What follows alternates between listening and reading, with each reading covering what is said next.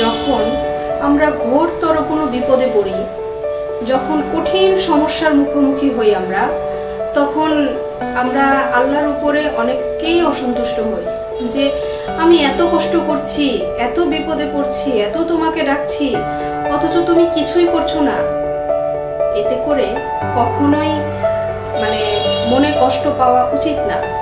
একটি কথা মনে রাখবেন, যারা শিক্ষার্থী, যারা স্টুডেন্ট, তারা যখন পরীক্ষা দেয়, শিক্ষার্থী যখন পরীক্ষা দেয়, তো পরীক্ষার হলে কিন্তু শিক্ষার্থীরা পরীক্ষা দিচ্ছে, কিন্তু শিক্ষক কিন্তু নীরবে সব কিছু দেখছে।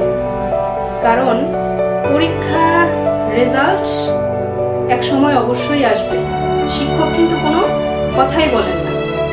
সেই জন্য আমি বলবো যে যখন ঘোরতর বিপদে পড়বেন, কখনোই সৃষ্টিকর্তার নীরবতা দেখে কষ্ট পাবেন না।